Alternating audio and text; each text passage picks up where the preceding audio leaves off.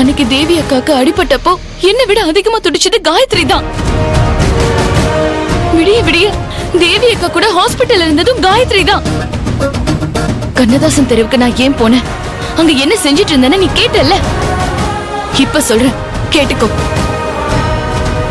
தேவி அக்காக்காக medicine வாங்கி காயத்ரி கிட்ட கொடுத்தது நான் தான். அதனாலதான் நான் அங்க போனேன். அதுக்காக தேவி செத்துட்டான்னு நாடகம் ஆடுவியா? அது எவ்வளவு பெரிய பாவம் தெரியுமாமா? என்ன வேற என்னப்பா பண்ண சொல்றீங்க? அவங்க அம்மா தான் தப்பு பண்ணாங்கன்னு சொன்னா உங்க மாப்பிள்ளை நம்பலையே.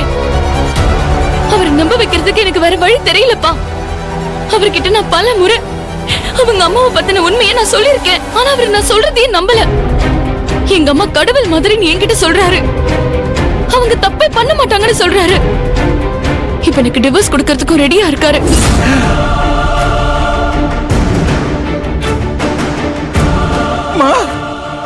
என்னமா சொல்ற?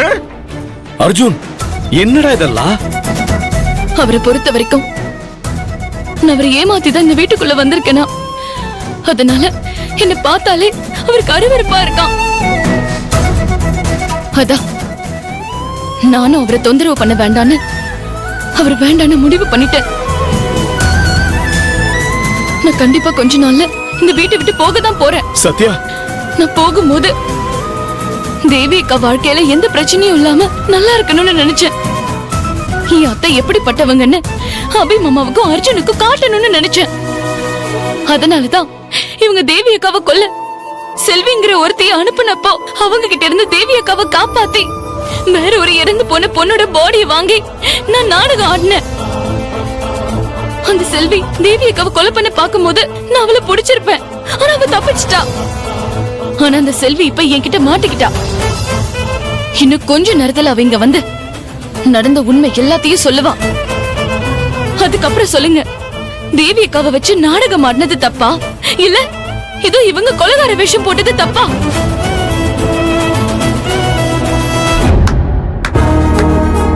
சத்யா, நான் உன்னை சாதாரணமா நினைச்சிட்டேன். ஆனா கூட பிறந்தவளுக்காக இவ்வளவு கஷ்டத்தையும் தாங்கிக்கிட்டு இன்னும் நீ இவ்வளவு வைராகியமா இருக்கல. உண்மையிலே நீ கிரேட். நீ என்ன கன்சீவா இருக்கிற மாதிரி நடிக்க சொன்னப்போ கூட உன் மேல சந்தேகத்தோட தான் நான் ஓகேவே சொன்னேன்.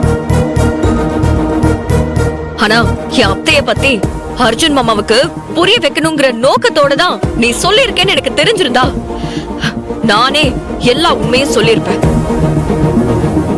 ஸ்ருதி, பா அமைதியா இருங்கப்பா. நீங்க எதுவும் சொல்லாதீங்க. இதுக்கு மேலேயும் மறைச்சா நான் மனுஷே இல்லப்பா. அர்ஜுன் மாமா, சத்யா சொல்றது எல்லாமே உண்மைதான். அத்தை ஏற்கனவே முருகன் ஒரு ரவுடிய வச்சு அந்த தேவிய கொலை பண்றதுக்கு ட்ரை பண்ணாங்க. ஆனா தேவி எப்படியோ எஸ்கேப் ஆயிட்டா. அப்புறம்தான் அந்த தேவியும் அபிமாமாவும் கல்யாணம் பண்ணிட்டு இந்த வீட்டுக்குள்ள வந்தா. சத்யா, சாரி சத்யா. என்னோட சுயநலத்துக்காக நானும் எங்க அத்தை செஞ்ச சில தப்புக்கெல்லாம் உடந்தையா இருந்திருக்கேன். அத நினைச்சாவே எனக்கு இப்படி வெக்கமா இருக்கு. போதும், நிறுத்துங்க. என் அம்மாவை பத்தி தப்பா பேச உங்க யாருக்கும் தகுதி கிடையாது. ஆமாமா, இதெல்லாம் நீங்க பெருசா எடுத்துக்காதீங்க. உங்க எல்லாரும் ஒன்னா சேர்ந்து உங்களை கெட்டவங்கள ஆக்க பாக்குறாங்க. யாரு என்ன சொன்னாலும் நான் நம்ப மாட்டேமா. எனக்கு தெரியாதா என் அம்மாவை பத்தி? என் அம்மா கோவப்படுவாங்க தான், ஆனா கொல்ற அளவுக்குலாம் மோசமானவங்க கிடையாது. என்ன எல்லாரும் ஒண்ணு சேர்ந்து பேசினா பொய் உண்மை ஆயிடும் பாக்குறீங்களா? எங்க அம்மாவை பத்தி எனக்கு தெரியும். சத்யாவுக்கு ஆரம்பத்துல இருந்தே என் அம்மா மேல சந்தேகம். அதனாலதான் இவ்ளோ பிரச்சனையும். சத்யா, என் அம்மா தப்பானவங்க இல்ல, நம்பு ப்ளீஸ். இதுக்கு மேல போதும், நிறுத்து அர்ஜுன். போதும் அர்ஜுன், இதுக்கு மேல என்னால தாங்க முடியல. அம்மா இல்ல, இவங்க எல்லாருமே என்ன கெட்டவன்னு சொல்லும் போது கூட எனக்கு வலிக்கல. ஆனா நீ என் மேல இவ்ளோ நம்பிக்கை வச்சிருக்கும் போது என் குற்ற உணர்ச்சி என்ன கொல்லுதுடா. அபி சொன்ன மாதிரி என் மனசு முழுக்க வரட்டு கௌரவம் தான் இருக்கு அர்ஜுன். அதனாலதான் நான் இவ்வளவு மோசமானவளா இருந்திருக்கேன். எல்லா விஷயத்துக்கும் ஒரு முடிவு இருக்கும் அர்ஜுன். நான் போட்டிருந்த வேஷத்துக்கு இன்னையோட முடிவு வந்துருச்சு.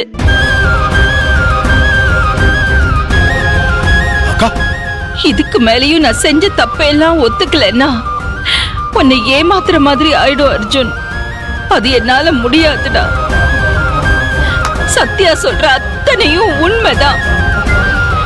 ஆனா அப்பவும் சரி இப்பவும் சரி தேவியை நான் கொல்லணும்னு நினைக்கலடா.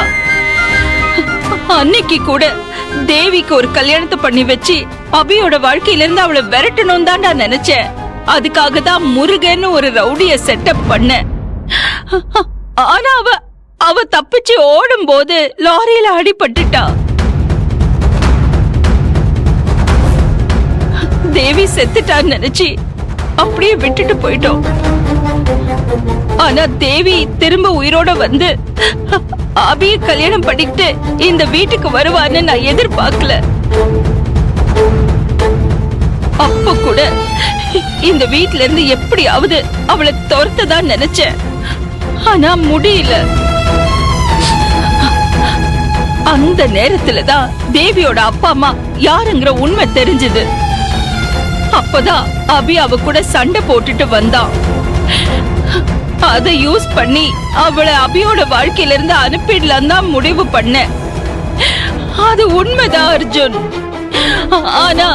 ஆனா தேவிய கொலை பண்ண நான் ட்ரை பண்ணல அர்ஜுன். நான் தேவிய கடத்திக்கிட்டு போய் எங்கேயாவது கண்காணாத ஊர்ல விட்டுடுங்கன்னு தான் நான் சொன்னேன்டா. நான் அனுப்பின ஆளு தேவிய தேடி போறதுக்குள்ள தேவி எஸ்கேப் ஆயிட்டாடா. அப்புறம்தான் தேவியோட டெட் பாடி கிடைச்சிருக்குன்னு நியூஸ் வந்துச்சு. அப்புறம் அபிக்கும் காயத்ரிக்கும் கல்யாணம் பண்ணி வைக்கிற வேலையெல்லாம் நான் பார்க்க ஆரம்பிச்சேன். சத்யா என் மேல பழிய போட்டதால அவ மேல இருந்த கோவத்துல நான் தான் அவ தேவிய கொலை பண்ணதா எவிடன்ஸ் கிரியேட் பண்ணேன். மத்தபடி சத்தியமா நான் தேவிய ஒண்ணுமே பண்ணலடா. தேவி இறந்துட்டான்னு தான்டா நானும் நினைச்சிட்டு இருந்தேன். சத்தியமா நான் பண்ணல அர்ஜுன்.